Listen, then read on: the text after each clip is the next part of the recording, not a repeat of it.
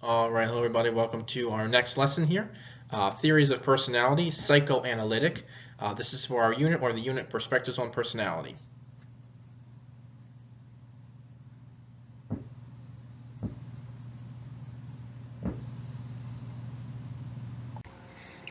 So our objectives and standards to describe the elements of the psychoanalytic theory of personality and to analyze defense mechanisms and how they relate to psychoanalytic theory. And take a moment there to read over the standards if you would, please.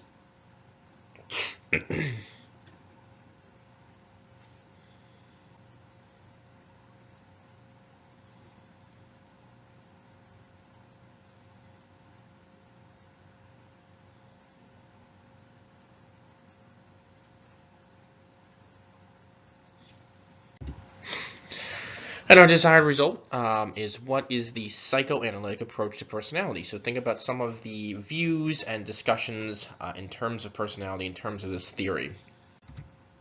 Vocabulary. Unconscious is the part of the mind that contains material of which we are unaware, but strongly influences conscious processes and behaviors. ID is part of the unconscious personality that contains our needs, drives, instincts, and repressed material.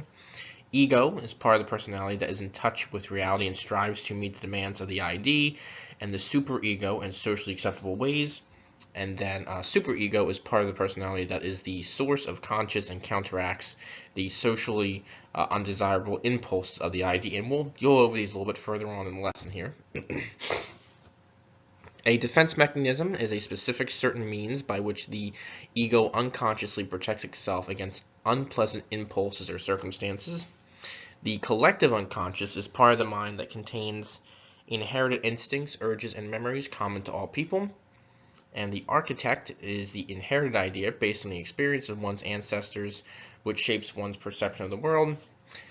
And our final vocab word here, inferiority complex, is a pattern of avoiding feelings of inadequacy rather than trying to overcome their source.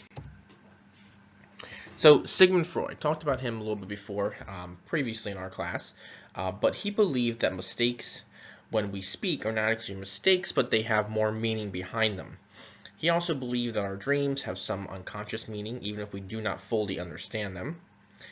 In the late 1800s and early 1900s, he was a neurologist working in Vienna, Austria, and he learned that through his patients' talks of their private lives, their dreams, fears, and desires, that personality can be impacted by things outside our conscious awareness.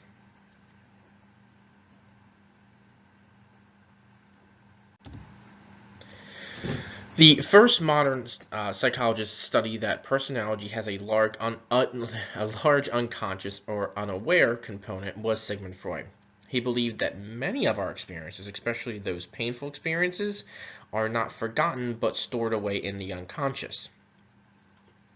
We may not consciously recall these experiences, but they can influence our behavior nonetheless. So the unconscious modes and feelings we experience as children can have a large impact on us as adults, and we'll see this in a couple of pictures here, but the preconscious is between the conscious and the unconscious and is recalled with very little effort. It includes the thoughts and memories of recent events and recollection of friends or facts. So human personality was described by Freud as an energy that has two powerful instincts, life instinct and death instinct. So he theorized that all life moves towards death, which some of those shows up in the desire of destructiveness and aggression. However, Freud also saw life instincts as more important, such as pleasure-seeking or erotic urges. He came up with the structural concepts of personality by 1923, which included the ID, the ego, and the superego. So here's a better kind of example of this. So the ID, as you can see, like in this iceberg picture here, is below the conscious and the preconscious, and all the way down there, and the unconscious. Now the ID contains all our biological and instinctive behaviors, which operate in terms of pleasure principles. These are things that we seek pleasure for regardless of the consequences, such as food, water, or even hurting someone's feelings. And this is where most of our energy is stored when we are born, just as when you are a child or a baby. If a baby is playing with a toy or a rattle and another baby wants it, the other baby may steal it and take it out of the baby's hand because it's seeking that pleasure-seeking behavior, right? It doesn't, say, can I have it, or waits for the other baby to put it down. The baby will, or steal a bottle from another baby, or maybe a cookie or something like that. Even little kids sometimes will do this. They'll be fighting over a teddy bear, but if the child wants that teddy bear for that pleasure-seeking moment, it's going to steal it and take it from another child. And this is, again, this is our ID. This is, I want it now. I need to get it now. Now, our ego is the most conscious part of our personality, and this forms between the ages of 2 and 3. Ration and thoughtful personality process is involved in this reality principle. The ego looks for a way to find what the body is seeking. So, we might see that child, as a 2 or 3-year-old, we might know the child is playing with that teddy bear, so, or that rattle. So instead of just taking it, we may wait for that person to put it down, or we may ask if we can play with the teddy bear, or we may ask if we can have another piece of cookie or an ice cream cone or something like that. We don't just take it. We don't just, take it from someone or take it from something. We ask if we can do it. So we start to develop that in our personality. And our superego, you can kind of see, is kind of, above and both below the unconscious and conscious there. And this represents learning and incorporation of what you've learned from your primary caregiver or parent. Example, again, looking at that teddy bear or cookie example, if, we as a child pull that teddy bear away from, our brother or sister or another child, and the child starts crying, our parent might tell us, no, no, no, you have to wait your turn, you have to ask, or, say, can I have that please, or, say please and thank you, all those different kind of manners and proper ways of behaving. No, we don't hit someone. No, we don't, steal that. No, we don't throw our bottle when we're angry. All those different things. So it's part of the personality that stops you from making poor decisions, such as stealing or causing pain. And it's the source of conscious and high ideals. This is where your conscious is. Hey, I shouldn't steal that car. Hey, I'm not gonna, go rob that bank. Again, not saying you should, but you know what I mean? Like that's our part of conscious there, telling us what is right and wrong. Hey, that's not right. That's, I'm not supposed to do that. It's a moral principle. Now, the ID and the superego frequently come into conflict with each other because, yeah, we may, if we're really thirsty or hungry, we may want to, take that person's food, or we might want to take that person's water bottle, or we might want to, get something from that person. But our superego, or that moral part of us, tells us, hey, I can't do that. That's not right. I can't just take that guy's water bottle or that guy's hot dog because I'm hungry. Therefore, Freud stated that a person must be able to satisfy the demands of the ID, such as getting food or water, without offending the superego of, going something that's against your principles. So our ego part of our personality faces a difficult job. Sometimes, rather than face conflict, feelings of unworthiness or feelings, people deceive themselves to think nothing is wrong. And this distortion of reality can occur, which Freud called defense mechanisms. So they defend the ego from experiencing anxiety about failing in its task. So we're trying to protect our ego through these different defense mechanisms. Now, some defense mechanisms are needed for psychological well-being, such as dealing with stress or emotional crisis, until they solve the problem. But if a person uses defense mechanisms all the time, though, they will always avoid facing or solving the problems realistically. And we're going to go through a couple examples here. One of these is rationalization. This involves making up acceptable excuses for behaviors that cause us to feel anxious, such as maybe you don't do well on a test and you say, there were too many questions on the test and I couldn't finish in time and I couldn't focus the whole time, so that's why I didn't do well on the test. You're rationalizing why you did poorly. Repression. This is keeping certain painful memories or unacceptable thoughts and putting them in your unconscious so you don't try to remember them, such as if For example, a person, like we said, Wendy here was bitten by a dog as a child, so her friend asked her if she likes dogs, and Wendy says, they're okay. Wendy really doesn't say, oh, I was bitten, or I hate them, or, I'm terribly afraid of them. Wendy just goes, they're okay, and moves on to the next topic in the conversation. Says, hey, let's go get some ice cream, or let's go get some food. So she's ignoring that thought. Denial. Denial is refusing to accept the reality of something that makes you anxious, such as Samuel might have very little money, but he continues to spend on things like he does not need. Like maybe he bought a new pair of shoes a month ago, and now he wants another new pair of shoes that came out, but he really doesn't have the money to do it. So he's denying the fact that he doesn't have money. Projection. Projection is throwing or projecting inner feelings onto others instead of oneself. Maybe Mr. Khan is jealous of his neighbor's new pool, but claims that his new neighbors are simply jealous of him, and that's why they build a new pool. They put a pool up to try and, make themselves look better than me. But secretly, Mr. Khan is jealous of his neighbors.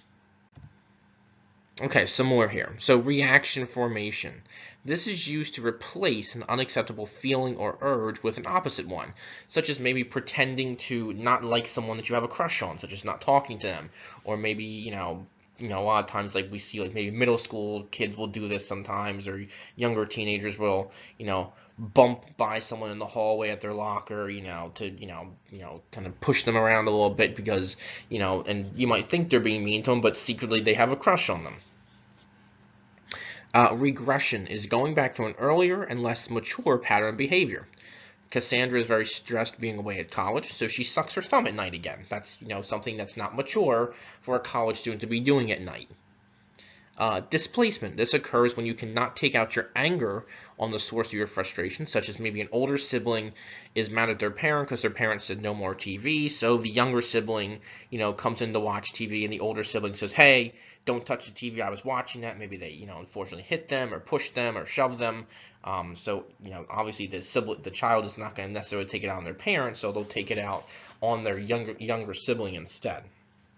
And then sublimation is redirecting a forbidden desire into a socially acceptable desire, such as a person is not promoted for a position at work, so instead of becoming destructive at work and like maybe getting upset with their boss, they might apply for a job somewhere else. So they're not facing the situation head on. You might say, well, that doesn't sound so bad, but they're not facing the situation head on. They're using something else instead of dealing with the current conflict. They're using something else. So analyzing Freud's contribution. Recognition of forces that exist and are difficult in controlling are Freud's greatest contributions to understanding human life. He was also the first psychologist to claim that infancy and childhood are critical, that during those times a person's basic character structure is formed. He was also the first to demonstrate how personality develops in a person. However, some people have claimed that his claims are unscientific, but despite these claims, others have followed in his footsteps. One of these was Carl Jung. He was a former close associate of Sigmund Freud, but they both argued over views of psychoanalytic theory. Jung had two oppositions to Freud's theory. That he actually took a more positive view to human nature. He also believed in a personal unconscious like Freud and a collective unconscious. Now, the collective unconscious was where the urges, instincts, and memories were inherited by the entire human species, and Jung called them archetypes. Archetypes are present in every person. Some of these that they use are like the wise old man, or the trickster, or the caring woman, different types of personality traits that can be applied to every single person. He also studied archetypes in dreams, visions, poetry, folk stories, myths, paintings, and religions. He argued that archetypes influence our thoughts and feelings, such as, how much of the wise old man do you have in you, and how much of the trickster do you have in you? And these help build the foundations for our personality.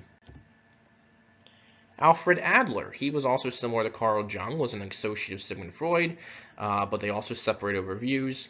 He believed that the driving force in people's lives is a desire to overcome their feelings of inferiority.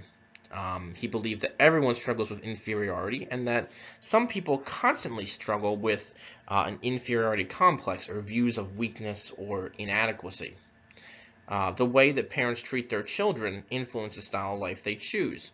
When we are children, we depend on our parents or older adults, and eventually we learn to do things that older people can do, such as walking or holding a spoon.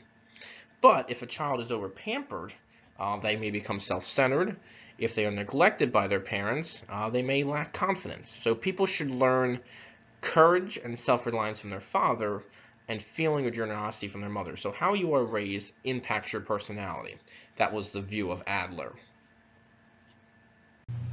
C. Additional theories. Erich Fromm, 1900 to 1980. On the top right-hand side of your screen there, the pictures, his pictures on the far left-hand side, focused on the need to belong and the loneliness that freedom can bring. Karen Horney, I'm doing my best to pronounce her name there, 1885 to 1952, her picture is in the middle there, stressed the importance of basic anxiety, basic hostility, and a resentment of one's parents generally accompanies anxiety, believed that a child that is raised in a loving environment will not struggle with Freud's psychosexual partner, believe that a child that is raised in a loving environment will not struggle with Freud's psychosexual parent-child conflict. Erik Erikson, 1902 to 1994, his picture's on the far right-hand side there, accepted Freud's theory but also discussed 8 psychosocial stages. These stages help describe the importance of interacting with other people. So here they are here, and we've kind of looked at some of these earlier in the class this year. But take a moment just to kind of read these over. You can see the stage and the approximate age, the issue, such as trust versus mistrust, and then the description of the task. So I'll let you read over that for a minute or two.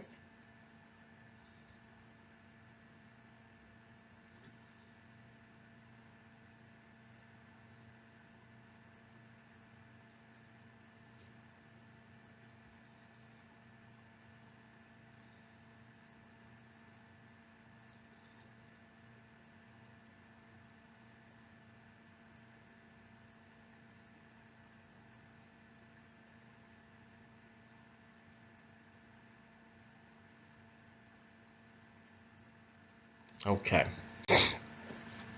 So I know this was a little longer lesson. I appreciate you sticking with it. But think about some of the things that Sigmund Freud and Carl Jung and Alfred Adler and some of the others talked about in terms of building personality. What do they say helps build our personality, and what are some of the things that develop in our personality? And that will help you answer this question. Okay? All right, well, I hope you have a good rest of your day or night, and talk to you soon.